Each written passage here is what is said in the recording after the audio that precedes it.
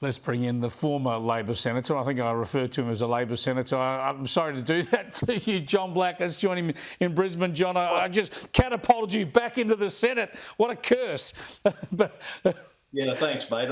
Can I just say, if you run that Ryan interview again, can you please put up a warning beforehand for any old politicians who have to watch it? It's traumatic. I've never seen a politician asked a question before on live television and you actually feel the need for thinking music while she's sitting there. But I would have thought it was an open and shut case, that one. Now, tell us what you make of these polls. And we're essentially sitting now at the same polling for the major parties as at the last election. So all the political dramas of the last 3 years and the last 3 weeks matters nothing. Would it surprise you if that held, or do you think in this last 3 weeks we'll see something break one way or the other? Look, I'm inclined to think that we'll see something break one way or the other over the next 3 weeks. What we've seen over the last month is quite extraordinary, really. We've seen the net satisfaction scores for Peter Dutton have just plummeted. I think they were about -10 at the beginning of the month. They're now down to about -19. And what I normally see when that happens is an impact on the primary vote for that party of about 1/3 of that fall. And we've seen that.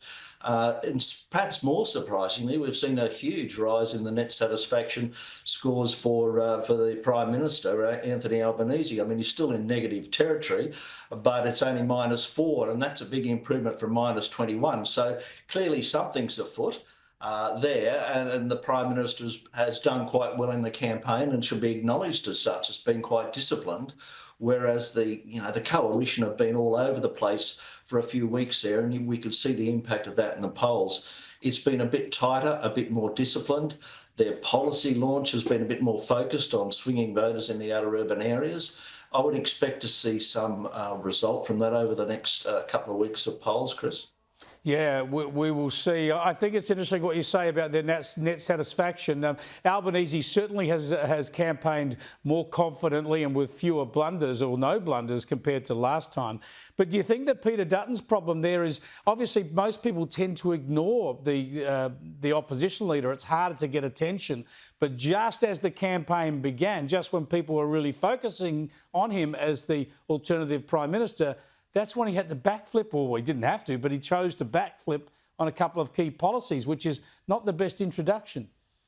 No, it wasn't, and it was clearly a mistake. I can't see how they could have made it in retrospect, to be honest. You know, when you start a campaign, Chris, you've got to have a pretty clear idea as to what your target group is and who they are and how they make their money and how they get to work and that sort of thing. And the talk about ending work from home and cutting the large numbers of public servants and so on, that really frightened a lot of people in outer suburban seats. As I can see now, you're showing Dutton getting back to the basics, which is what he's delivering for people in those areas, and that is cheaper petrol. That, and I think the allowance for tax deductibility for mortgages could also potentially be a big plus for the coalition. Chris Richardson said it was just reshuffling the deck chairs, but the policy that was put forward, as I understand it, related to new homes. Only new homes, yeah. And for first home buyers. So it's not just all the old homes that the older, richer people own, allegedly.